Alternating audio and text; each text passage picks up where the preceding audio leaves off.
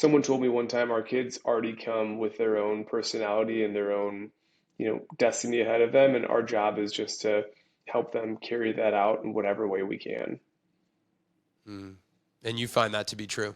Yeah, I mean, our kids are very different. They both, I mean, I feel like we've parented them generally the same. They're drastically different kids. I think they came to the earth um, with their own, being, and our job is to usher them in the best way we can. All right, fellas. Well, I'm joined today by Garrett Weber-Gale and Justin Moss, two fellas that have created a program called Discover Term, which we're going to talk about today in this interview. They are men who are local here in Austin, Texas. I had several people in my life whom I respect point me to these gentlemen and say, you've got to look at what they're doing. Interestingly, before people even said you have to meet these men and see what they're doing, I had already heard of people who experienced the program they created for teens, which we'll talk about, and with great success. So several friends, more than one data point, coming back saying incredible experience with what these guys built.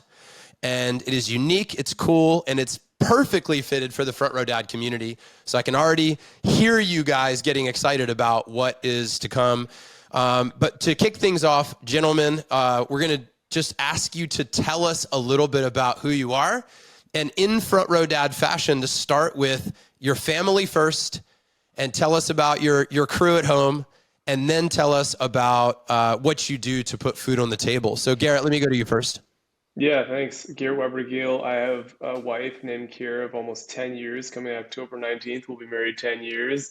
We have a 6-year-old son named Gideon and a 2.5-year-old daughter named Elodie, who are just an absolute blast. We just got back from Montana with them. And as I'm sure dads all over the world can attest, traveling with your kids is an absolute blast, seeing things through their eyes. I mean, we saw these bubbling geysers in Yellowstone, like the shock and awe in their eyes, just insane. So that was super fun. And yeah, they're just my greatest, joy, my family. I'm really grateful. And I think I got that from my dad. He, really loved being with us as well. Um, to put food on the table, I was a partner in Campground Booking, a software business, and the COO there that we sold to Camping World, largest retailer of RVs in the country, back in April of 2021.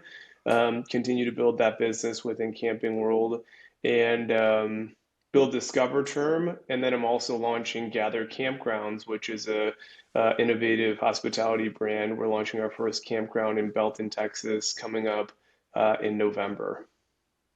Dude, Garrett, I got to tell you, man, when I started learning about your world, I was like, this guy is the front row dad. Like, this is like, take an archetype and somebody's like, unpack what a front row dad is. I'm like, meet Garrett. Well, thanks. Yeah, I love it, man. I've loved getting after my passions. I think that's one thing I really learned from a young age is find stuff you're excited about and go for it. And I think perhaps I've gone sometimes too far on that end and gotten spread thin, as probably a lot of dads and people have. And I'm just first of all definitely committed not to being away from my family. I don't travel more than 20 nights away from my family a year. So outside of those, constraints, I try and really follow my passions as much as possible. It's cool, man. I love it. Hey, real quick, what's the USA poster, banner, something behind you, Yeah, shirt? so this is the flag that I got as part of being on the 2008 Olympic swimming team. Every team member of an Olympic team gets a USA Olympic flag that's signed by their teammates. So have some cool stuff in my office. You can see, like we got that's one of the certificates from a gold medal in Beijing. This is another one. You can see an ESPY award back there for 2009 best moment in sports that we won for a relay that I was part of in Beijing, where we still hold the world record today.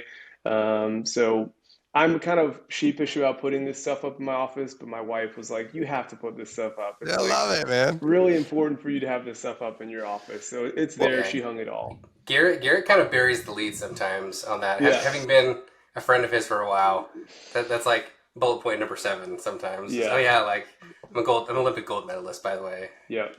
I want to say something real quick about why front row dads had an intentional culture for the last 8 years of like share your wins, because a lot of times we wrote this into our values, which is don't hide behind humility.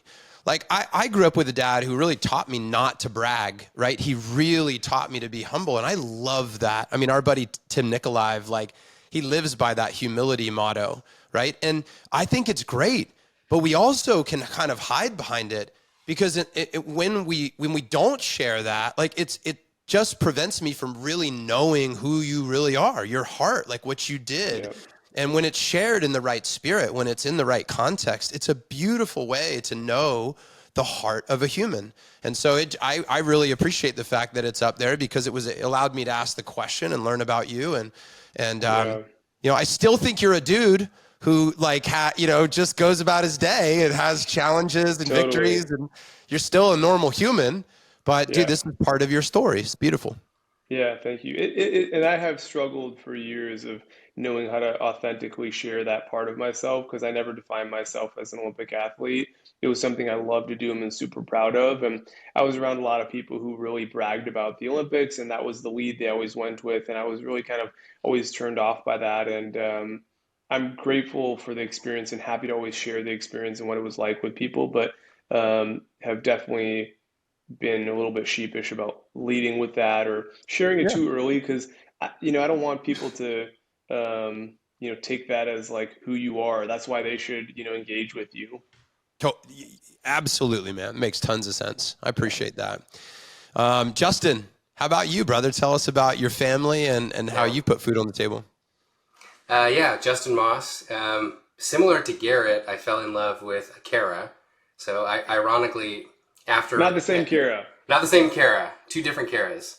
But when Would have made when for we a far more interesting podcast. yeah, it's going to get real interesting real fast. No, but when we first met, I have this distinct memory. I don't know about you, Garrett, if you can pinpoint when we met, but or I should say when we met with our wives.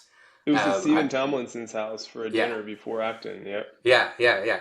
So we walk up and shake hands. Me and Garrett, I think, had met before, and he's like, "Hey, this is my wife, Kara," and I was like, I like had a double take, and I was like, "Oh, well, this is my wife, Kara," and so it's been this kind of ongoing funny moment, even today, years later, of like we have these like Kara moments in conversation as our families have hung out.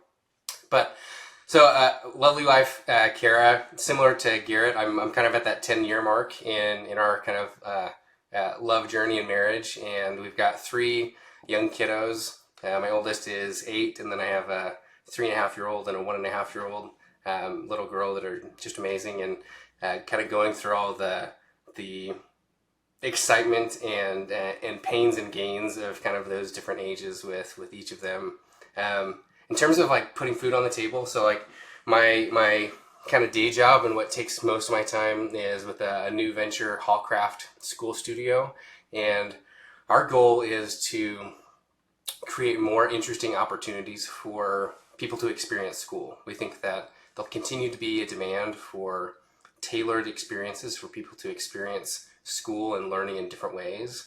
And so we pull together this great group of people that have done that in lots of different places in the past.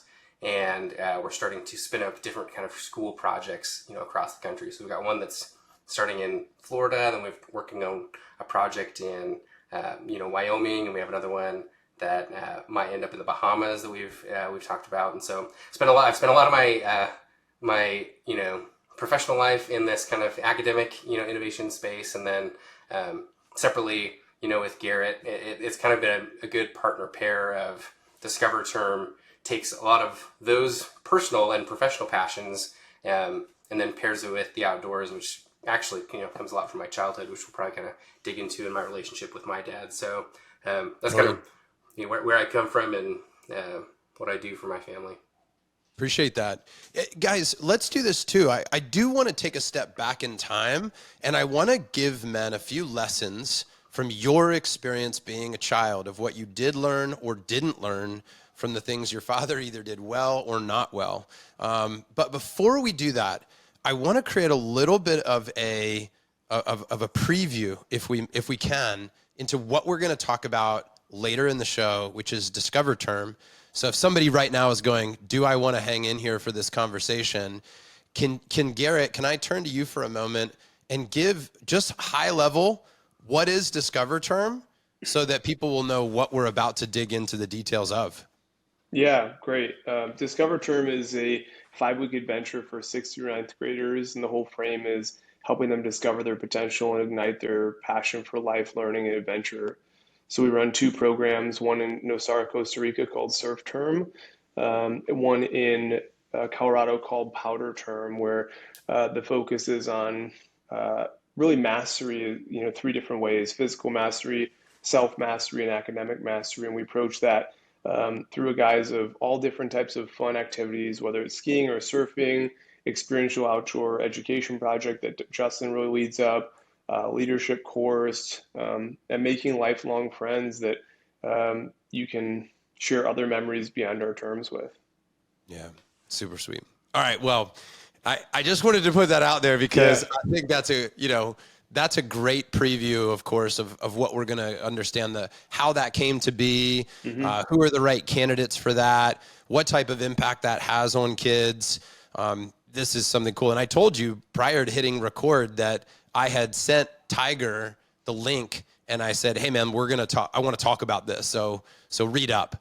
So I'm excited to chat with him. Cool. But let's go back in time for a moment, Garrett, because one of the ways that we can become great dads, and this is Front Row Dad, so we want to keep that in the conversation, is that we can learn from our own childhood. Some of what we do, we're just trying to do what we saw other great men do as fathers or father figures, and the other part of it is like what we didn't see them do and we craved and we missed out on.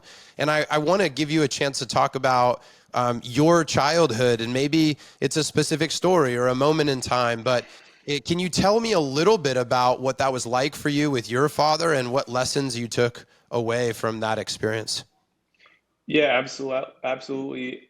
I mean, I love my dad. I'm still very close with him. He was a huge part of my life. I think, my parents, both of them, my dad also is, they always exposed me to a lot of different things so I could figure out what I loved to do and what I was good at. And then they gave me every opportunity to pursue that at the highest level, and that was the case with swimming.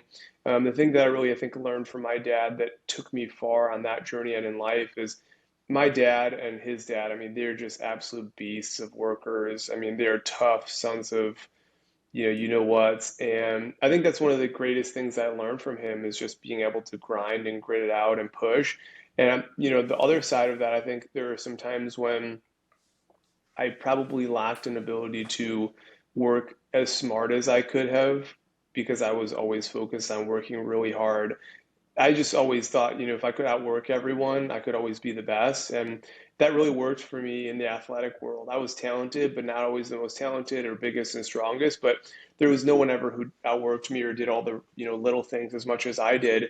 And that worked for me in athletics. And I think that pursuit is specific. And when you get out into the business world, and certainly when you get out into relationships like with your wife or your kid, working hard is just, you can't just force results. Like there's much more nuance. You have to be a better communicator. You have to, work smarter. And my dad is very smart, ran a very successful business for a lot of years. And in a lot of ways, that was because he was just grinding and working hard, and he willed that business to succeed in some big ways. I mean, I can't regret anything about my childhood. It put me to where I am today and helped me achieve my greatest dream. But that's a little bit about my dad and my story with him. Dude, I just wrote down, you can't force results, and specifically as it relates to relationships and parenting and all that. Yeah. Like, it's such a great topic because the other part of it is like, there is such a sweet spot in between, like, just let kids be who they want to be. And like, it's what you don't do as a parent. Let them have the natural consequences. All of what happens, which is a great argument. And there's a lot of brilliance in it, right? And then there's like the get engaged. You're there to be a leader. You got to speak up. Like, open your mouth and be a dad. Like, because both letting go and holding on are such an important part of fatherhood. Yeah. Totally. But understanding where you can't force a result. I specifically am thinking about my wife right now. Like just pure intensity and force and like I'm going to will this into, you know, into something great. It's not been a good strategy for me with my wife.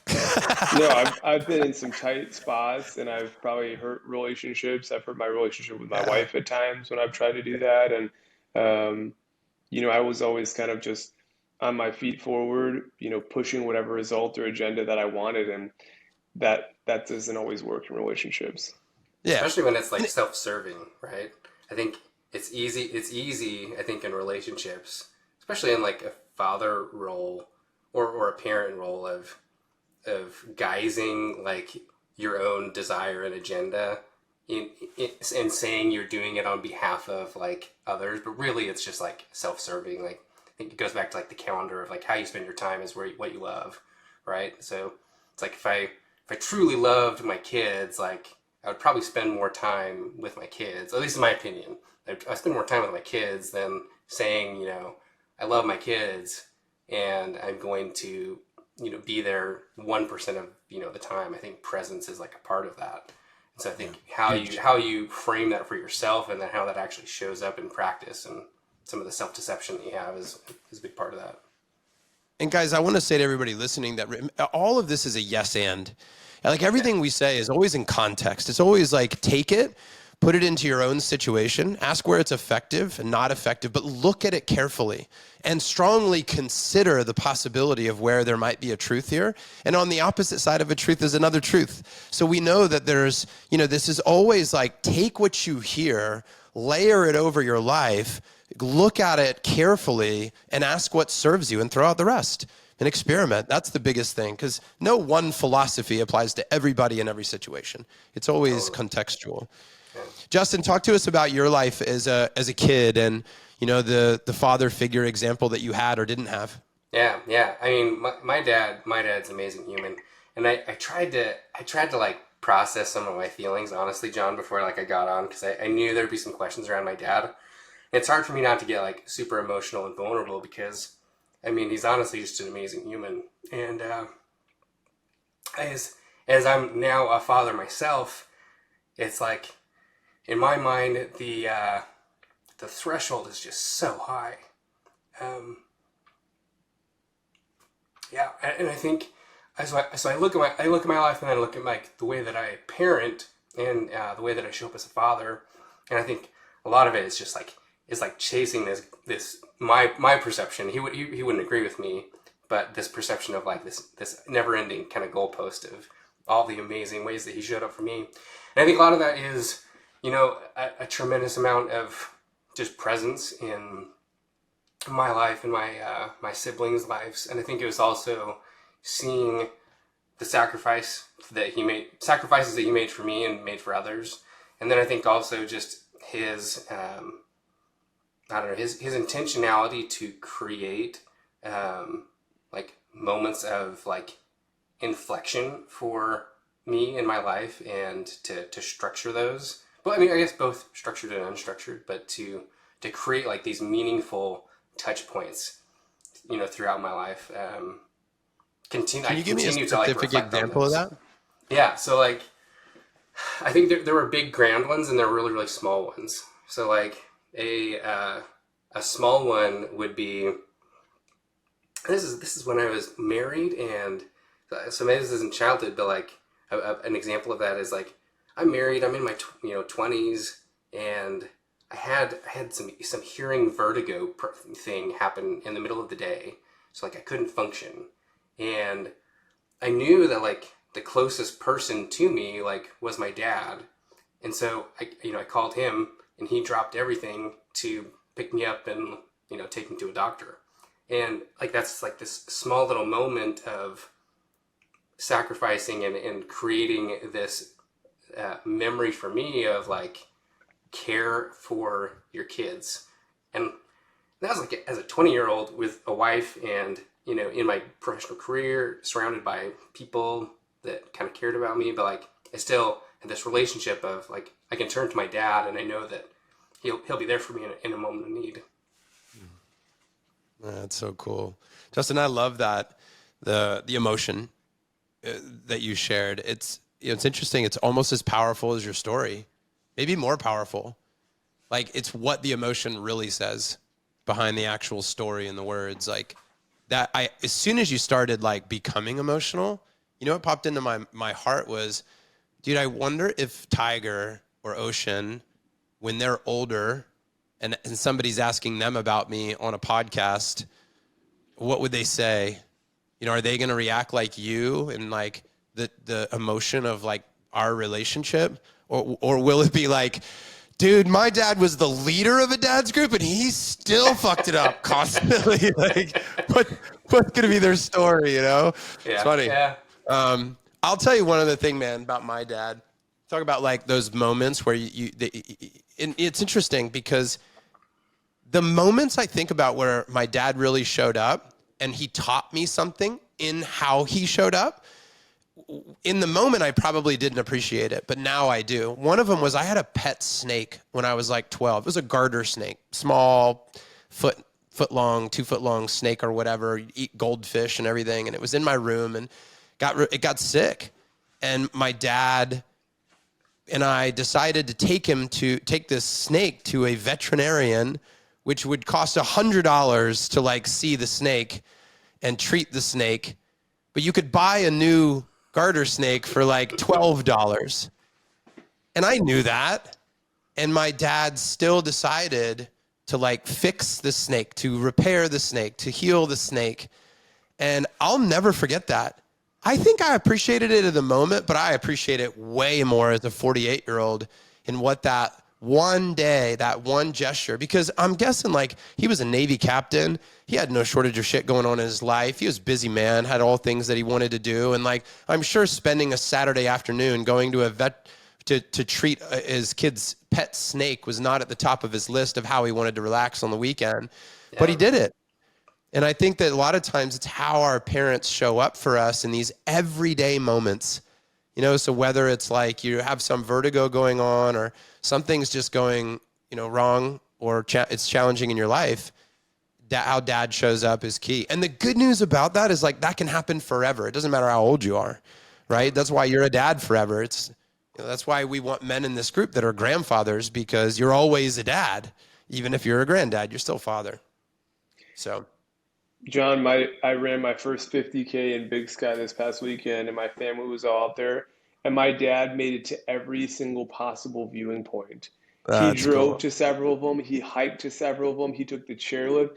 There was one point where he hiked down a ways because he knew that I was going to come there, and he hiked back up the ways with me just so that he was there with me. I mean, I'm 38 and it's still happening.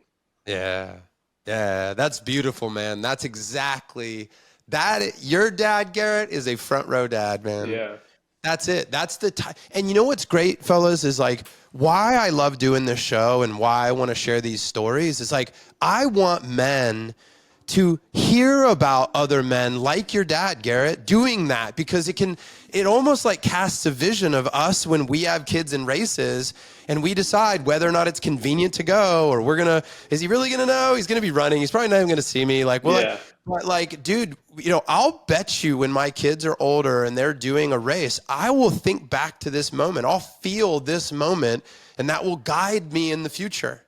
Those examples and those stories will guide me. It happens constantly. I can think of 10 examples recently of where another man and the way he acted guided me in my decisions of how I treat myself, my family, my wife, and so on. Well, that's absolutely true for me as I look at like my own relationship with my dad, my experience in him being my father growing up, and then also like the other like strong, meaningful father figures in my life. It's like as a father now, it's like I'm constantly reflecting on like, oh, like, you know, what would Jim do in this moment? For my son Des, or like what would my father Brad do in this moment? It's like they wouldn't half-ass it. Like it's like I'm gonna go the next mile for my kid in that moment, or even if it's not even a big thing, but it's like I can get down on the ground and like wrestle tonight. I'm tired, but like I can wrestle tonight for 5 minutes. I can do that. That's cool, man. And I've got a thought here that will transition us into Discover Term, I think, perfectly. And that is, we've talked about, as we define what a front row dad is to our community, A great dad in the world shows up for his children. That's a great dad. Like, shows up for his kids, loves his kids. A front row dad is a father, a dad figure to everybody's kids, to any child that's in their presence. And it is that, that cool uncle vibe. It's that great friend. So I have people in my life, guys that that my kids have called growing up Uncle whoever, Uncle Hal, Uncle, because we just said, look, you have your blood uncles, but you also have your chosen uncles. And these are people that are just different. They're different level of friend to our family. And when we call them uncle, we're just saying they're special. And so, other men that have shown up for my kids. I tell a story all the time about my best friend, John Kane, when Tiger was probably like 4 or 5. I remember being in John Kane's kitchen, and he picked up Tiger and he held him in his arms. And John Kane is 6'3" and 260, and he puts this gigantic hand on Tiger's chest. And I'll never forget the words that he spoke to Tiger. And I bet you Tiger felt and experienced this too, as he goes, Tiger, I see a light in you. There is a light in your soul, in your spirit. And I'm so grateful when you're in my home. I'm so grateful when you're around my children. I'm so grateful that I get to witness your life. And he just I'll never forget his hand being on Tiger's chest and him speaking these powerful words directly to him, like, I see you. And I didn't ask him to do that. I didn't say, hey, when I come over, will you pick up Tiger and tell him these things? It's like he just did it because that's what we do, because we speak powerful words into the lives of our friends and our brothers' kids too. That's such an important role of being a dad. And I think that's perfect. That's perfectly, that is why I want to transition into Discover Term, because what you guys are doing is you're taking these kids, these teens, these young adults, you're bringing them into an environment where other mentors, other guides can create experiences where they can grow. I don't want to say anymore because I want you guys to say it, but Garrett, let me just go to you first here, since this is kind of my cadence. Tell me what Discover Term is for you, and feel free to tell me whatever the hell you want for however long you want, because I don't know where we want to go from here, but let's unpack it a little further than what you did before. If you can take us a little deeper into it, I think that would be great if you can paint a picture. Yeah, for sure. I think maybe it makes sense just kind of tell you the origin story, because I think that gives away Yes, that's what a it great is. place. Thank you. In 2021, we were basically having our second child, Elodie, and I was working with a coach with the Conscious Leadership Group, which I'm sure you know about. And, Definitely. we had Elodie, and my coach was like, hey, during your paternity leave, just dream and see what manifests, and don't ask all these qualifying questions of how it'll work and will people pay money for it and what are the economics of whatever I want to do. And so Gideon and I, at the time, we were out on the trail in the Greenbelt, and I just loved being outside with him. It was so much fun. I was kind of dreaming, like, what else could we do outside? And so I dreamed up this adventure in Colorado to go out with llamas and hiking. And Chris Coggin, who's one of the front row dads, came, and we had 2 sold out trips with a waiting list for another one. And we basically took kids and parents out into the Colorado wilderness with llamas and guides for 5 days at a time. And I was telling my, really good friend Jamie Matthews about this, who was my teacher at Acton, and he was Justin's teacher at Acton MBA. And so Jamie and I just kept going back and forth, and he was telling me, like, you know what? My daughter just got back from this program in Switzerland called Winter Term, and they skied and they went to school. It was 12 weeks. She didn't have a, phone, and you know, I'm kind of inspired by what you're doing, with these llamas, and I feel like there's more opportunity that we could do to serve kids and help them expose them to the outdoors.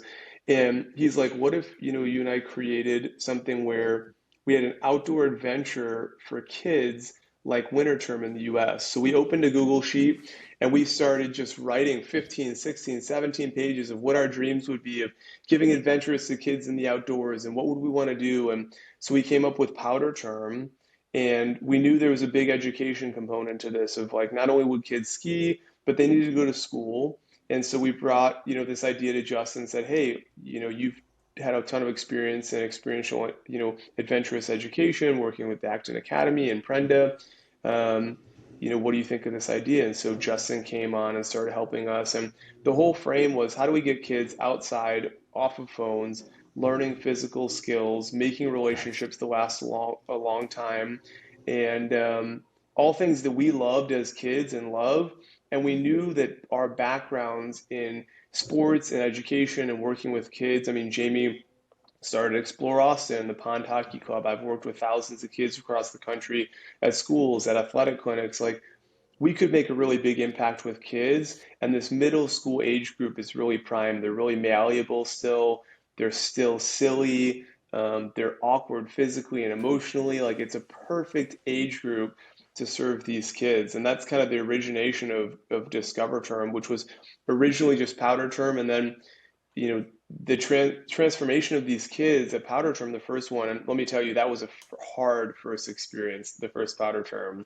I mean, we had COVID, we had kids that were sick, we were sick, but the kids just grew in independence and confidence so much, and they were asking for more, and parents were asking for more. So we, launched Surf Term in Costa Rica, and then we've since brought it under this, guise of Discover Term, which is our main brand that we run 2 programs out of. And it's just a gift to be able to serve kids with outdoor adventure and to see them light up outside, away from phones and away from the social pressures and the parental pressures. We all are striving to be great parents, but we put pressures on our kids we don't even realize. Yeah. And you guys know that last year Tiger went to India Yeah. with the Peak Group, Hmm. and he came back a different person. And he still talks about that adventure with such pride about what he was able to accomplish and how close they became through that adventure. Yeah. It's almost, and what I love about these types of experiences is they seem to always grow in value over time. Like, they come back and they might be excited and be like, that was awesome, that was tough, whatever they describe it as. But it seems like the more they tell the story, the older they get, the more they realize how fortunate they were to have had the gift of these types of experiences. That is a beautiful, I know that's when I know I feel like I'm doing something right as a dad, when there's, who was it that used to say this? They said the difference between pleasure and happiness is that pleasure can't be sustained past the activity that's producing it, whereas happiness will grow over time because of that activity. And I think I see that with Tiger in this type of experience, and I've seen it with the other. I don't want to say names because I'm not Yeah. revealing names of people that went to your trip without. I don't think I have their permission to do that without checking with mom and dad, but I've heard great things about their experiences. So, Justin, can you tell me from your perspective, why is this work so important? What did you bring to it? Maybe even like, how did you help craft the curriculum, or what spirit does the Justin Moss contribute to this mission? Yeah, yeah. I mean, I think Garrett gave kind of a great overview of like the origin, and I think we had, each of us had different perspectives on like things it could look like and feel like, and we've kind of seen that play out. But we've also found like all of these just amazing like undertones, and like I think it just reinforced and proved out that some of these things that we knew and felt in theory and in our bones and wanted for our own kids. I mean, I think me and Garrett have a really selfish kind of self-serving thing of like, we want things like this in the world for our own kids because we have young kids. And Jamie is kind of the other end of that spectrum of like, he had experienced things like this for his kids. But I think just the importance and the impact that disrupting your environment for anyone is an amazing gift. And I think it's especially impactful to these kids who are really just in this constant, increasing state of, pressure, expectation, communication, barrage. They're plugged in, 1,000% of the time, whether it's at school or in all their things are, they're plugged in, and there's this like feedback loop and treadmill that they're on. And so I think seeing how creating just space for kids to step away from all of that and to reset on what we think are really, really important habits of health, and to take some different views on how they approach mastery. So I think mastery is like a big through line through all of it, and that's Mm, one thing that mm, me, Garrett, and Jamie just really agree on. Is like, as you look at your life, you know, powder term and surf term and discover term as a whole, you will not master anything while you're there. You won't. It's too short of a time. But you do have this opportunity to learn and get a lot of reps at the process of mastery and trying lots of different like methods of mastery. And I think that's what's been awesome and cool to see, is that we've seen that come to fruition of kids have amazing experiences in that, gaining that as a skill. They have amazing like outcomes as well. Like, we've had kids do amazing in like math, and we've had kids do amazing in XYZ. But I think the coolest part is they get fired up about these interesting topics from an academic standpoint. They get fired up about being in the outdoors. But most of all is like they get fired up of, you know, at day one, like I had zero confidence that I could learn a thing, that I had the capacity for a thing. And at the end, not only do I know that I have the capacity, but like I have the capacity to get new capacity. Like I'm now empowered. mm. Like I was just reflecting, Garrett, Yes. on like one of our kids, and I was telling my wife Kara, I was like, man, like how cool is this? That like this kid that came to our program, like he was struggling conceptually in math, and he thought, I will never be a math person. Like that is not in the cards for me. And over the course of like, and he ended up going to two of our programs, and now he's in an advanced math class and thriving. And like, and the math is, I don't really care about that, but the fact that he like knows for himself, like something that I couldn't do, like I can find my way through that. I think that's just a huge unlock for potential. I love this capacity to get more capacity is that really hit me, man. That's really cool. Still getting over this cold, fellas. You can hear it. But listen, I want to talk about the specifics of the program. So I want to let guys know that I want to ask you questions about when does it happen, and how does somebody know if they're a good fit or not a good fit? How do they go about applying for this? I want to get to those specifics, because I'm sure that a guy's like, look, I'm sold, man. This sounds great, but just tell me more Yeah. specifics about it. So I want to get to that. But tell me, whichever one of you wants to answer this question, what do you hear from parents? What type of feedback do you get? And if you want to use names and specific people, because you can, great. But tell me, like, I want to know the impact that you hear from them. Uh, I was going to pull up a testimonial that a dad just randomly emailed us, but um, I think it's just that, wow, we didn't realize our kids are capable of so much. Mm-hmm. And an example of that is what Justin mentioned in math, and we can use the name. His name is Arthur. He's on the Discover Term blog right now. We wrote a long blog about how he just really blew up in his math, and his parents couldn't believe it when he came home.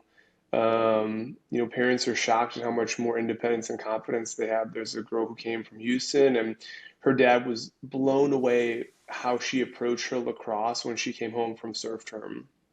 He couldn't believe how she was like aggressively approaching the better lacrosse players because she had confidence. This is a girl who'd never surfed.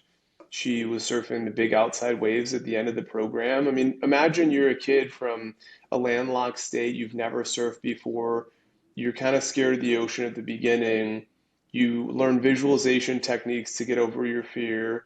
You learn about the ocean, you learn about rip currents and tides and what it's like to face your fears, and you have teammates helping you and encouraging you, and you're in a community where you're doing this 60 times over the course of 35 days, and you work and you work and you paddle out, and then by the fourth week or the third week or whatever it is, one of the girls, by the fifth week she was outside, and you just can't imagine what it was like when she got past those breaking waves to the outside, and on the mellow side where everyone's just sitting waiting for the sets to come in. I mean, she was just like beyond freaking out and excitement.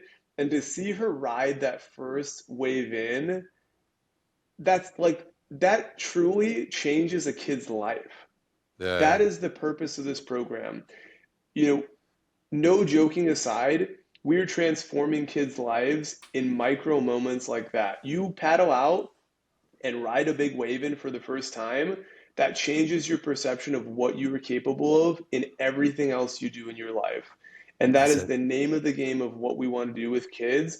And sometimes parents aren't able to do it. Sometimes teachers and schools or whatever it might be are not able to do it. We're a place where kids can come discover their potential, push their boundaries. It's a hard program, and parents are just sometimes shocked with who they receive when they pick their kid up. One kid, he started giving his phone to his parents because he realized how big of a distraction it was. Hey, take my phone away. I have to study for this test tomorrow. I know it's a huge distraction. Yeah. It's just crazy. Dude. All right. I need to call something out here, man. Garrett, your whole body language, your Yeah, spirit lit up yeah, when you were telling that story yeah, in such a cool way. yeah, I just felt that, man. yeah, Like, I'm so appreciative of that story.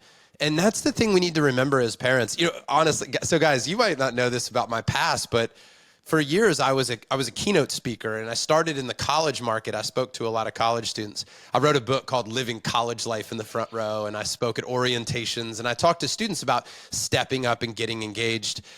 Tiger was very young at that point, and there was this story about me going to an outdoor, kind of fair, traveling, whatever, carnival thing. And there's this big rock wall. And Tiger was probably 4, I want to say, at the time. And he asked me to climb this rock wall. And it looked like an adult attraction, right? And I was like, no, buddy, let's go ride the kiddie rides. And I tried to talk him out of it, but he was so persistent. He walked up to the guy at the rock wall and he was like, hey, man, can I climb that wall? And I was sure that the guy was going to say, you're too small, you need to be this tall, the harness won't. I was positive of it.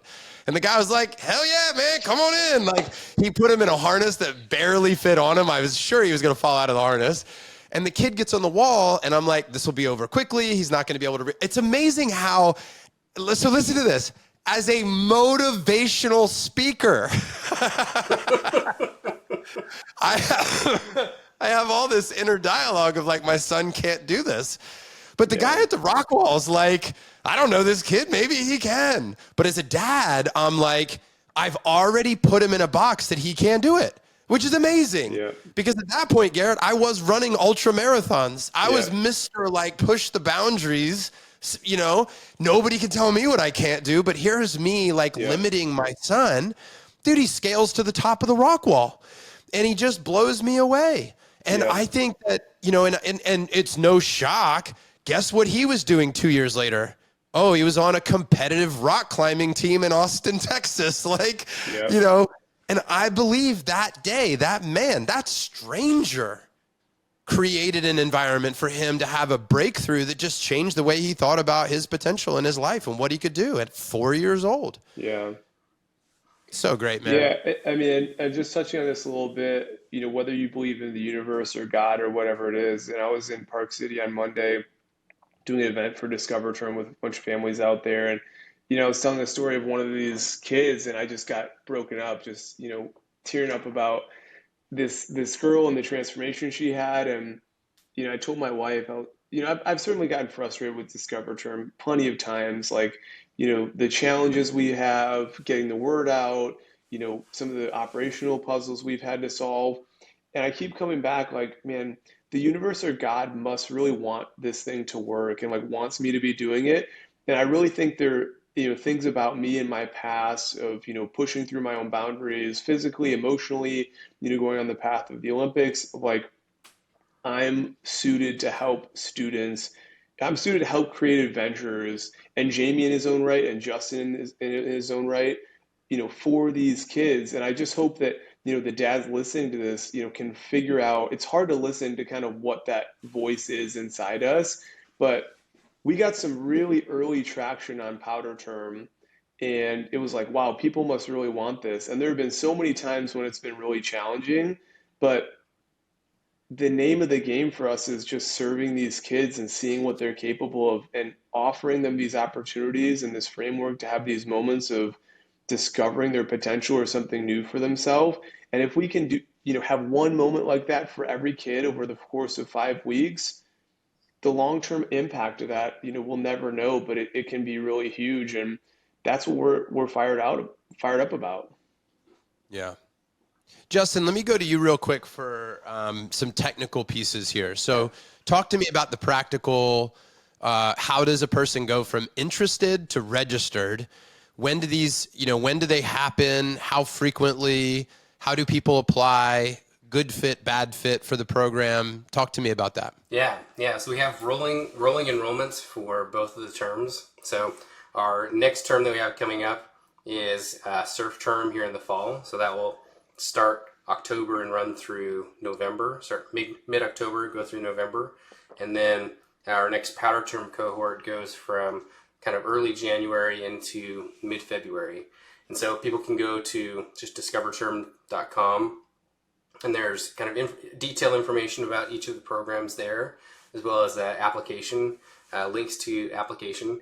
So the application has a couple parts, but the first part is kind of just a intake questionnaire for parents to kind of list out information about themselves, their student, their kind of family, why they think this would be interesting, and our team kind of evaluates those as they come in, and then we'll send you to kind of the second part of our application where students will write out and draft kind of some essay responses to some questions of what would be their motto if they were to come to the term, or what excites them about this as like an opportunity, why would it be meaningful to them. And then as students are accepted to a term, we kind of go through kind of an onboarding process. As part of that, it's prepping them from a physical standpoint and from a academic standpoint. So there's a little bit more of that on the surf side, that you have to have some competency in swimming. So we have some kind of swim recommendations. And then from an academic standpoint, it's, where are you coming from and how can we help support either the current kind of academic journey that you're on in a couple of different ways during the term, during these different kind of study halls that we have. We earmark some of that time to be up to your discretion to set goals that match your hometown school, or it's coming into the program and just taking our kind of recommended prescribed path, and let's help set some goals that are meaningful to you and specific core topic areas.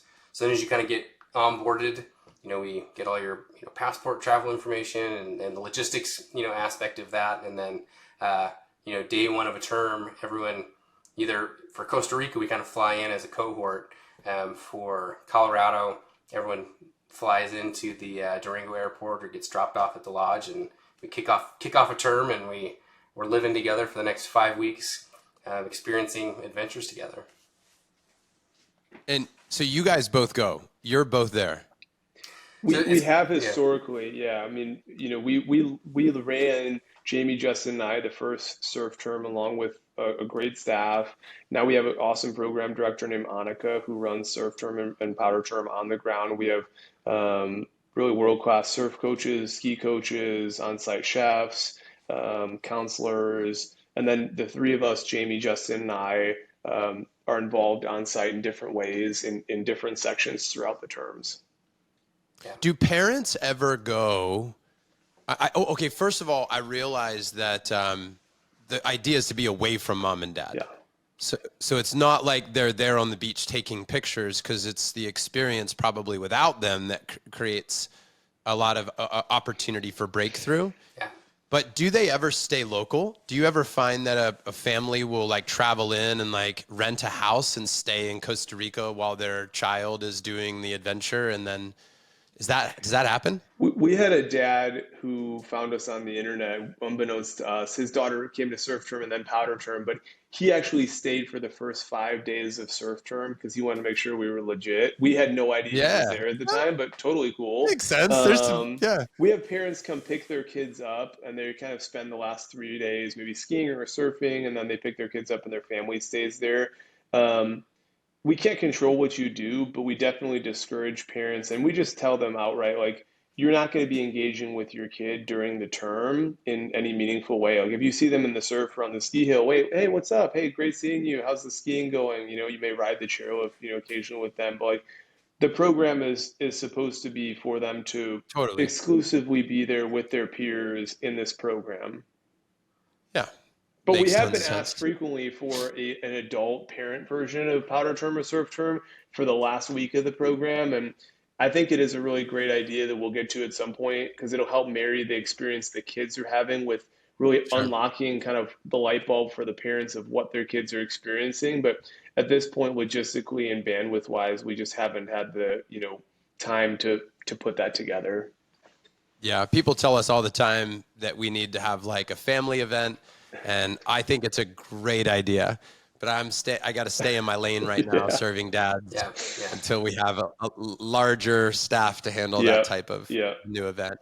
It's hard to stay in your lane sometimes because you want to help everybody, you know, with all their requests. Totally. Guys, what question should I be asking that I have failed to ask about this? Because you know what people are going to ask. You know, you've fielded enough questions from the community. Yeah. What have I not covered? So I'm going to ask one for Justin to answer, and it's how do I take my kid out of school for 5 weeks? Great Yeah, that, question. that was Yeah. that was the one I was thinking of. Yeah. And I think there's honestly two answers. So I think the first one is the one that people want the second one, but I have to give you the first one. So the first answer is you have to decide whether you're going to figure it out or not, honestly. And because it could be easier and it could be hard. But I think what we found is the families that just recognize the opportunity will figure it out regardless Yeah. of what the situation is. So I mean that's the truth. The second part is the second answer is it kind of depends, right? And so we have a couple of paths that are common. Path number one is it starts with kind of a opening kind of conversation and pitching and opening a dialogue with the school, and we provide a lot of kind of collateral and assets and documentation to kind of instigate that conversation of, hey, you know, my student or my child wants to go on this, you know, leadership experience or this, you know, study abroad experience or this, you know, amazing experience. Can we help co-create what that looks like from a their work and their focus, you know, while they're gone perspective? So let's co-create, you know, what that looks like while they're gone from a enrollment and their academic work. So it's kind of like path number one. Path number two is, and that's if they're kind of supportive. Path number two is it's kind of the other end of the spectrum. It's like there's not really any interest and there's not any support, and so parents are left to, you know, unenroll or remove, or they're already planning, you know, some type of, you know, gap semester or gap year, and so the kind of meeting the school's needs just isn't a question because that's a non-starting conversation. So then it's just a question of where are you going to go next after the term, and so we can help kind of open that conversation of how can we best support you as you're stepping into the next place, and just prime parents to be thinking of, okay, if they're, you know, in surf term and they're headed to a public school at the beginning of the year, let's start the conversation with that next school, you know, now, to see if there's anything that we should be, you know, taking into consideration. And then, you know, the third one is kind of sits in the middle of if I'm doing some type of, you know, homeschool or self-paced learning. It's figuring out and mapping out kind of with some of our, you know, goals, you know, worksheet and prep documents. What does it look like while I'm there, and relative to recognizing that I can't be a full-time student, and this is true of all scenarios, can't be a full-time student in two places. So, you know, we have kind of some limited time and we do an amazing program, but our academic time is less than your academic time is at home. And we have our own awesome, you know, cross-discipline projects with turtle experts and, you know, in the rainforest, and you're not doing that at home. And so that takes time. But we do have some time for you to do academic work. So what does that look like relative to either your home school or your hometown school kind of environment. So that's kind of the response to that. I want to ask this question before I forget, and I can talk about my philosophy on schooling and all that too. But what does the day chunk out to be when they're there? Is it like, hey, roughly 2.5 hours of surfing, roughly 2.5 hours of desk type work, roughly 2.5 hours of group discussion? Like, how is there a breakdown like that? Yeah, I would say that Or a it's third, a third, a third type of. yeah. Yeah, I would say you spend, I mean, roughly it's like 50% of your time kind of surfing or in that kind of physical space. And then you spend 50% of your time in kind of like the academic space to some extent. And within the academic space, it's, an hour a day is spent in kind of what we call digital study hall. So it's whether in platforms from home or platforms that we recommend. You're digging into, math via Khan Academy, or you're digging into grammar with No Red Ink. So, adaptive software platforms that are meeting students where they are and allows them to work in a mastery focused event. And then we have non-digital study hall, which is you don't have a computer, but you can set goals and be working on things beyond, some of that core content. Again, that could be you bringing a textbook from home or bringing a writing project from home, or it could be doing a landscape drawing. We've had, a lot of people, come and sketch, or it could be drawing, or it could be working on a yoga practice, or it could be, playing the guitar.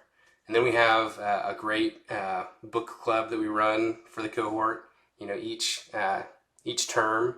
And then we have these kind of cross-discipline projects where we're digging into the local environment. So for powder term in Durango, we're studying snow science and avalanches. And in Costa Rica, it's the coast and coral and the reef, and what is the impact that surf and tourism has on the ecosystem there. So that's kind of the broad split. And then we layer in some yoga and some other things, but it's kind of like a 50-50 between, I would say, kind of surf and physical things, and physical mastery and some leadership games, and 50% in that kind of academic bucket. So cool, man. As I hear this, I'm like, I wonder what this would have done for me if I would have had this at this stage of my life. And that's not a poke at my dad or whatever. Like, I don't even think that this was even a possibility for him. I don't think, like, in his world, that this was not even presented as a possibility or an option. But gosh, I wonder what that would have been like to be at that age and be in another country. Because even after like our trip to Europe this summer, when we were in Iceland and all over, right, in Amsterdam and Germany and Switzerland and France, and Tiger, now he was doing this thing last night with my wife and I on the couch where I guess this is a thing now where it's like somebody walks through the street with a camera and then you have to guess where they are based on like just architecture and do you see a mountain in the background and like he's trying to figure out where we are. Dude, he's pretty good.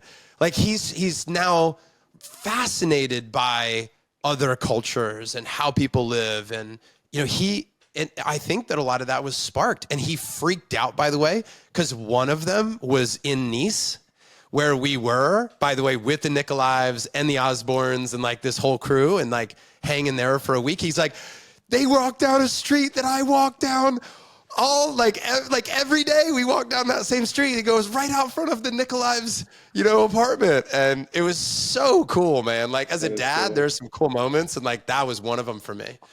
But I share all that because when you're painting pictures of like the work with the turtles and the coral reef and like understanding the world, man, I just think about like expansiveness and thinking big, and like that's a way to do it. Listen, I also want to say that with respect to not every person has the means or the current life situation to pull this off. I say that with a great deal of respect for where everybody is on their journey. And for those of you who are at a place on your journey where this is a viable option, it is badass to have this in front of you as a possibility. And I just absolutely love this, man, from from what it can do for a person to open them up. This is really cool. Thanks. So Let me add one more thing to that I think yeah, Justin go. maybe didn't, you know, expose quite enough, but he's done such an excellent job, I think, of um, creating an experience for students to learn in a new format. A lot of the kids initially came from alternative educations, Acton Academy, Alpha, some homeschool. You know, now a lot of them are from public and private traditional type schools, and they're learning in classrooms at desks, listening to a lecture. They come into a program and they do Project Reef for 2 weeks where they have to, figure out this question of, how can we make reefs and surf spots sustainable? Are surfers part of the problem or part of the solution? They go on the beach with a turtle expert and see thousands of turtles and understand what is the impact and the pressure on this reef. They're experiencing a new way of learning, which is very tactical and tangible. Like they can feel it in their hands, they can see it, they're experiencing it. They're going out on the beach in the dark. They're taking a stance on how they would make this, safety of the turtles for the next 10 years. And then they get feedback from locals and the turtle experts. And it's really eye-opening for a lot of these kids to see a different way that they can learn, whether it's in their own school or how they can approach learning other topics that they're excited about in their life. And that's just another way that we steward this transformation with our kids. And Justin really has been responsible of creating that beautiful educational experience. Yeah, I love that. Is there a capped number? 20 at surf term and 26 at powder term. Okay, 20 and 26. And then how about, where are they staying? Is it a resort or what are the accommodations? We have our own lodges that are exclusive for us. Each location, no one else comes in there. It's just the staff, the students, the chefs. We're less than a mile away from the ski resort. We're 50 yards from the beach. It's, really safe, easy for the students to access all the things that they need. One of the questions, parents ask most is like, hey, how do I know my kid's going to be safe? All of our staff is background checked. They have child protection safety training. We have a whole plan of how we keep students safe in the water, on the mountain, safety checks. We have wellness checks with the kids each week individually, wellness checks with the group. We have a sense of like, hey, how do we seek medical care in what order, whether it's the urgent care, the hospital. We have local contacts for everything that we need. So vitality is our number one core value, and keeping our students and staff safe is the paramount objective that we focus on first and foremost. Vitality, number one core value. I love that. Followed by learning, freedom, and adventure. Learning, freedom, and adventure. I can't help but think of that. I'm sure that you've said this or people have said this to you after they hear all this, is the don't let schooling get in the way of your education, as a way to, I was going to say, Justin, I had thoughts about, school, and I'm like, guys, I hope that this is inspirational for you to consider your schooling choices for your family. So if you have really young kids and you're like, oh, I'm not in the place where I can do this yet, maybe be thinking about crafting a life where these types of options are viable for you. Like, think about crafting a life where financially, with time freedom, these types of programs become options for you. I remember hearing about a program, you guys probably know what it is. Zach Bush told me about this. It was a program where in your sophomore year, you can go travel to like 4 different countries. You live with 4 different host families. Now, I think it's big bucks. I think it's like $100,000 to go do this, and which limits to obviously a top percentage of the population that could afford something like that. But what it did when I heard about it was I was like, what type of dad, what type of business owner, what type of human would I need to be? How big would I need to think? How open would my children need to be for that to be a real possibility for my 16-year-old to go do something like that? And that alone got me thinking differently. So I love the idea of hopefully this is shaping our thinking as fathers about intentionally designing education. And even with Tiger recently, I'll tell you, I sat down for an hour on the couch with him 3 days ago, guys. And I said, what type of skills, Tiger, do you think you need as a man in this world? So you don't live at home. You're out in the world. You are a dude in your 30s. What do you need? And we just talked. This is literally an hour conversation about what do you need? And you know what it came down to is like an understanding of relationships primarily. He needed to understand community, and he would need to understand finance or business on some level to either be a part of one or to lead one. In his world, that's how he sees it. He needs to understand those things. But he obviously said a lot of other things, including health. So he's like, I need relationships, I need business skills, I need to understand how to make money to eat, and I need to take care of my health. And so many, and that could be mental, physical, spiritual health. But you know, if I get those things dialed in, I go, great. Now, what as a 14-year-old, what should your day look like? Craft for me the perfect education. Walk me through what would happen every day that at 14, when you're 30, and you look back on your 14th year on this planet, you're like, my schedule at 14 was the best schedule to prepare me for a 30-year-old's life. An amazing life. Like, I'm so grateful. And I go, dude, that could be literally like, I played some video games and had fun. Cool, if that's part of it. Tell me what that looks like. And how much, by the way, would that happen for you to be grateful of that when you were 14? How much? How often? And it was an hour of just like, and I had to prompt him a lot. Like, I needed to dig and keep him engaged. And like, it didn't come naturally or real easily, but dude, by the end of the conversation, he went, guys, and crafted his perfect schedule and came to me, whole Google document, was like, this is what I think it would look like. Wow. And did you know what's amazing? You know what's amazing, guys? Is it looks like my ideal schedule of my life right now. Wow. At 14, he's basically crafted the schedule that I want to live right now as an adult. The first hour and a half of his day is working out, physical activity. You know, it's like, I need to move my body. That's the most important thing. And then he talks about learning, like, this is my learning block.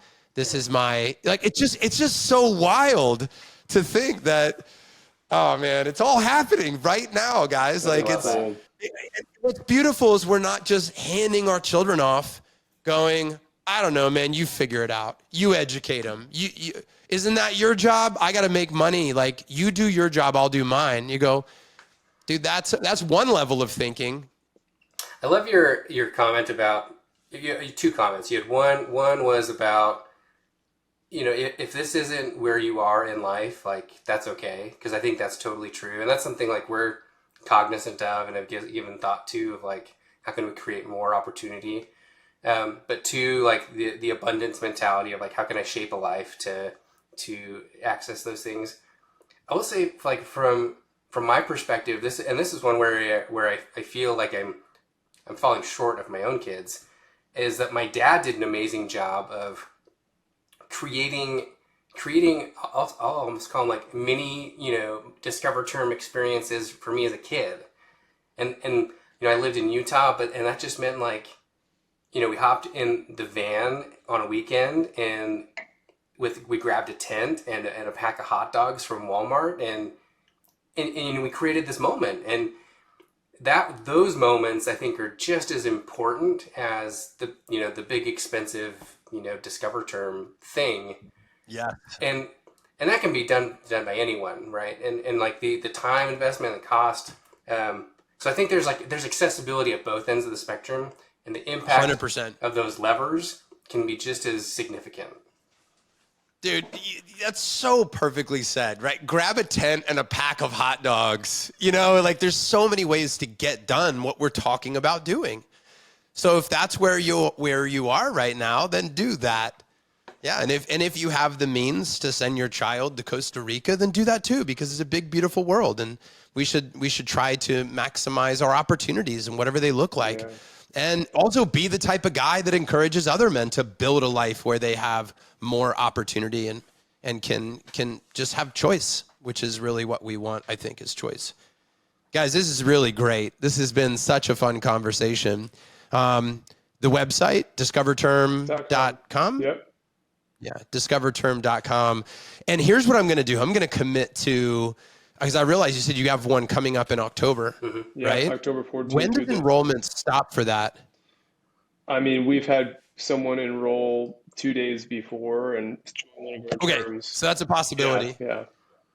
I'm gonna call the team, the production team, the minute we hang up here, and I'm gonna ask them to fast track this episode and get it out. Cool, thanks. Because I think I would love for people to know about this for this term coming up if they want to explore Great. it. So I'm gonna get this out immediately to our community for the timing of that. Thank you. I'm pumped about it. Thank you. It's really cool. And then I think we gave them where to go. We told them some qualifications. Is there anything else that they need to take action or make an informed decision right now, or at least next steps? I would say that the only other thing that I would say is we haven't fully kind of revealed this yet, but we are in the works of launching the Discover Term Foundation. We know that there are families who want this type of adventure, and they've come to us in the past, and they're not fully able to access this for their kids in a financial means, and we haven't been able to at this point to date help support families who don't financially have the ability to send their kid because inherently these are relatively expensive programs to run and we don't take anything financially from them. We are in the process of launching the Discover Term Foundation to help some families based on some different qualifications who really want to have their kid experience this and don't have the full financial means. So I just say that to call out the fact that if you really think this is something for your kid and you want this experience for them, um, apply, send us a note, and we'll see how we can, potentially support you from the Discover Term Foundation. Because, listen, we didn't start this to, make money ourselves. We started this to change the world through these transformational adventures for sixth through ninth graders, and we want to serve as many kids as we possibly can. So if you're excited about what we're talking about, reach out to us. We'd love to chat with you. And one other note that I would add Yeah, there too is that like we don't have any desire. We even talked about this a couple weeks ago.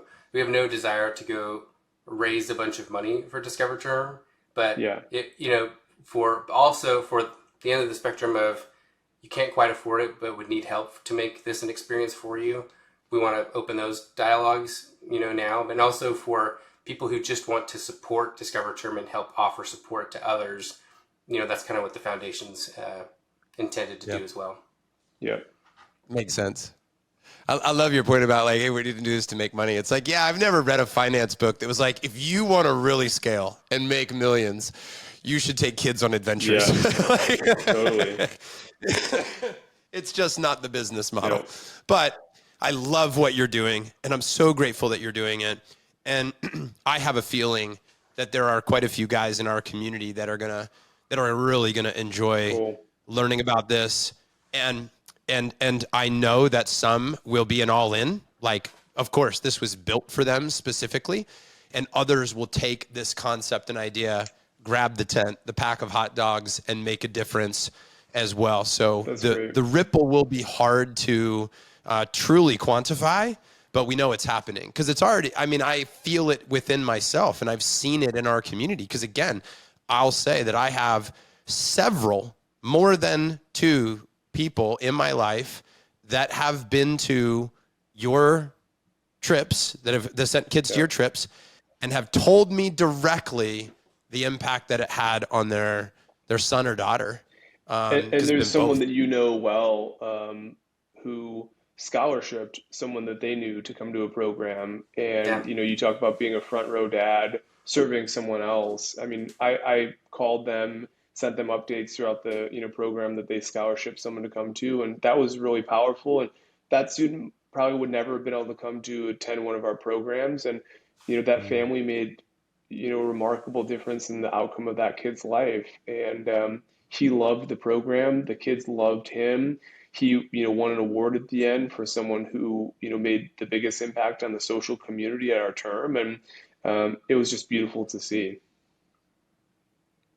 So great, guys. Yeah. Well, I'm fired up. I appreciate Thanks, John. you so much. Yeah. Hey, I want to wrap with a couple of like very quick questions. This is an experiment on this podcast, and we're going to wrap this way. I want 4 topics that I'm going to ask you about: parenting, marriage, money, and health. Parenting, marriage, money, and health.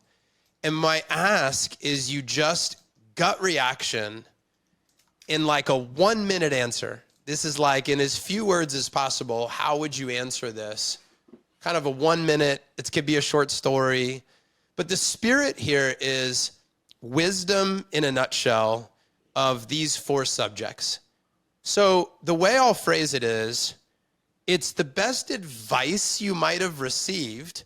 So you read about it, you heard about it, somebody told you this, it was modeled by somebody, you adopted it, it turned out to be true. So this is true wisdom from your own experience. This is like truths in these 4 spaces. So like, what's the best advice you got in parenting that turned out to be true? What about marriage? What about making money and business? And then what about your health? So I'm looking for 1-minute-ish answers each.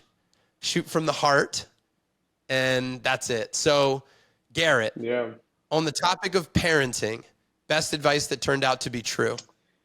I still have young kids, so this is kind of manifesting as we go. But someone told me one time our kids already come with their own personality and their own, destiny ahead of them, and our job is just to help them carry that out in whatever way we can. And you find that to be true. Yeah, I mean, our kids are very different. I mean, I feel like we've parented them generally the same. They're drastically different kids. I think they came to the earth um, with their own, being, and our job is to usher them in the best way we can. I can see all the men nodding their head in agreement that have multiple children, Yeah. to that. I've never heard anything to the contrary of that on any show Yeah. of any man I've ever Yeah. met. All of our children are the same, never. Justin, what about you? Parenting advice? I alluded to this earlier, but a bold boss of mine said like one of the best things that advice that he got that also ended up being true is just the best way you can spend time with your kids, especially when they're little, is like just getting on the ground with them, and like just the act of like doing that like gets you in the motion and your eye level, and that's it. If you just do that, then like the rest will kind of trickle forward. Yeah. Reminds me of that. The wisdom that I've heard many times is connect before you correct, I or like that. connect, then direct. But that to me is that's the metaphor of getting on their level. That feels good. How about marriage? Best advice that turned out to be true on marriage, Garrett. I mean, I'll just start off by saying I'm a tough candidate, and my wife is awesome. And I think the thing I've learned is when we've had struggles, the best thing I can do is, look at myself first. When we've had issues, it's easy to look at her not doing the right thing, or, I want Kara to be doing something different. And a lot of times our issues, our challenges get resolved because, I look in the mirror and sort through things that I wasn't, willing to look at hard enough and work on hard enough before. Yeah, I appreciate that wisdom, Garrett. Justin, for you? Mine, I don't know if it originates with Brene Brown, but I've heard her say it of you can't view marriage as this like 50-50 partnership. It needs to be like 100%, 100%. Like both people are like all in. Because if you view it as like, oh, like I did my 50%, like, where's my partner in this? Then it's this like zero-sum game that you're battling equality in, and reality is like, no, like I love my partner, and so I'm all in for them all the time. Sometimes we're gonna fail each other, but I'm all in all the time, and I have kind of zero expectations in a lot of aspects of our relationship. Best advice on business or making money, Garrett? I think For me, it would just be like almost don't work too hard for it. Like I think the times I've tried to manufacture money, you know, I was trying to force a result, which I was really good at in doing athletics. But in business, there are so many stakeholders, and I feel like when you try and force a situation or you force a result, ultimately you're just not listening or sensing the vibrations of the people in the room, and um, that's what you need to do, right? Like you need to sense what does everyone want here? How can I be a steward of them? I mean, Discover Term is a perfect example. Like parents want an adventure for their kids, and frankly, they're just not able to pull something like this off for their kid. And so, we didn't work hard to create this, the original idea, but we shared the idea generously with people, and they latched onto it and sent us deposits and money initially, and we just listened to them and listened to what their kids were excited about. Yeah, good point. Justin, for you? I don't always do this well, but I would say consistently deliver, on the things that you commit to do, and then ask for what you want. Yeah, simple, right? It's like we were working on our 5 daily commitments for being a front row dad. And, one of them is very simply like it's consistently, daily setting your intentions, knowing which means for me, it's like asking for what you want. That's an intention. This is what I want to create. I'm asking the universe, God, myself, those around me to help create this thing, whatever that might be. So I love that. How about finally, the last one on health? Best advice that turned out to be true on health, Garrett? Don't ever stop. My swim coach, Eddie Reese, best coach in the world, I think, in any sport, produced more Olympic gold medalists, world record holders. And he always just said, hey, when you finish swimming or your sport, just don't stop. It's too hard to get your fitness and your strength and your health back. It's not something you can ever afford to lose. So, I just ran a 50K, and it's like I'm signing up for my next one because it's way too hard to get back into this type of shape. You just have to stay with it and don't ever stop. Yeah, exactly. Justin, for you? This is another one I don't practice well, but I know it and I live the pain of it. Is like sleep.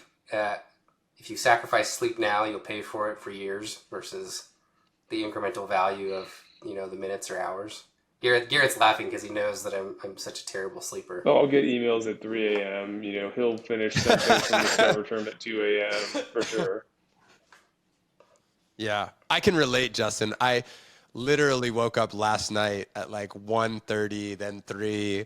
I thought for sure I was up. Like it was, I'm laying there going, just go back to bed, John. Go back to bed. I have all sorts of tricks, and it was so interesting. You know what I did here, by the way, Justin, which you might find interesting? I interviewed a fascinating guy years ago who said that his research led him to believe, in looking at tribes over thousands of years, that they would wake up in the middle of the night. Their DNA was programmed to wake up to literally like check the camp to make sure everybody was good. Like, was the fire still lit? Were there predators? Like somebody needed to be checking in the middle of the night to make sure that everybody in their tribe was okay. And so he said one of his strategies was like, if he felt awake, he would like wake up, he would look around, he'd be like, everything is good.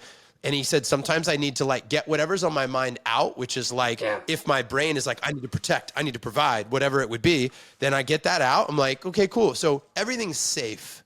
I'm good to go back to bed. And then he would get back in bed and he would fall asleep. But he had to almost like, he called it like checking the campfire to make sure that he could go back to bed. And I've had that happen to me many times where I get up and I do the thing that's bothering me, and then I can actually go back to bed an hour later. Do you find the same thing? Totally. I don't do a good job of like giving myself the option of like checking the camp. Instead, I'll kind of say like you. It sounds like of like I'll try and fight like I'm gonna turn on a meditation thing, or like I'm just gonna like get a little more cozy, and like that'll get me back to sleep. Yeah. Versus like if I just went and like typed out the email or wrote down my list of things to do tomorrow and cleared my head, released myself from it, I'd probably get to sleep faster. So I need to check the camp some more. It sounds like. Tatiana's, I'm laughing because I'm like thinking about Tatiana. She's like, go back to bed. Don't even think about it. Oh, man. Guys, I just want to say this has been such a great conversation with both of you. For me, it's been energizing, inspiring. I love learning about this. I'm really excited to hear from our members of those people that have questions and to hear about the guys that are going to be in on this and what this conversation will then lead to eventually. And even maybe the stories we tell a year or two or three from now about what began here on September 20th when we recorded this. So thank you guys so much. John. Is there anything else that you guys want to say before we go? No, I guess one last thing. I remember, as a side note, John, I didn't realize this was you, but years ago someone had told me about a Front Row Dad event and some kind of workshop or discussion that you had led, and I totally pirated it and used a similar framework for what I called the Man Summit for me and my brothers, where we went to a cabin for a weekend and had a kind of a discussion. And so anyway, so I got to say thank you for this kind of like discussion that I stole from you years ago now, and I didn't realize it was you until earlier today, and then you kind of reminded me of some of the comments you made about discussions with some of the group. That's cool, man. Music to my ears, Justin. I love that because that's how it's supposed to happen. We're supposed to, when we have a good idea, we want other people to use it. I mean, that's the ultimate goal. It's not to have it just for Front Row Dads. Like, I love what we're doing, and I hope if it's good, other people will take it and use it however they want. Because, I got 100 short years here, man, and a long timeline for planet Earth. Garrett, so anything else you want to say, dude? No, I'm just grateful for you. I'm excited to experience what you're doing in December at the Front Row Dads event, and just super thrilled that we get to talk with you and share our journey. Exposing what we're doing is really the name of the game, what we're trying to do right now, and I appreciate what you're doing and serving dads and helping them find a program like this if it's the right fit for them is really awesome. So I have a lot of gratitude for you. Thank you. Thanks, Garrett. And on that note, guys, I want to tell you that as we record this on September 20th, tomorrow, September 21st, we have, so you'll be hearing about this, of course, after the event would have occurred, but we would have just had Dan Martell, who's arguably, in my mind, one of the best business coaches, if not the best business coach in the world for guys in our group. He will have been with us live for our online summit where guys will join in from all over the U.S. and even some internationally. These are literally 100+ Front Row Dad members that are all online. They're talking to each other. They're asking questions. They're sharing. They're in breakout rooms. They're getting clear. They're getting, their standards are being raised because the people are talking about innovative big ideas and also timeless proven methodologies. That's all happening tomorrow as we record this. And then beyond that, we've got our live event that's happening. Garrett, you mentioned it, in Austin. Last year was 130 people, flew in from all over, and it was a remarkable 3-day event. You can go see a video of that event at frontrowdads.com/live. You can see a little 3-minute video that'll give you a window into that world.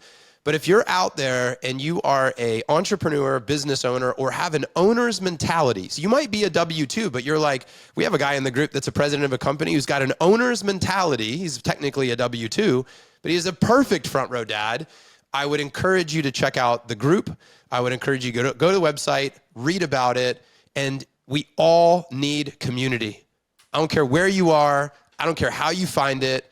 I don't care if you get 4 of your buddies together once a month and you go have dinner and you get real and you have vulnerable conversation and you call each other up and you raise the bar for each other. I don't care how you do it.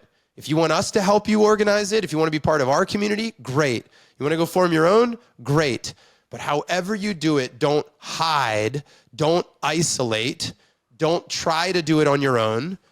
Ask for help, lean in, share your wisdom with other men. We are built to thrive in community. That is it. And the whole thing of Front Row Dads is built on small groups, intimate conversations. So whether we got 130 people in a room, I guarantee you're going to be in a conversation with one other dude at some point. I guarantee you'll be in a conversation with a small group of 4 to 5 people at some point.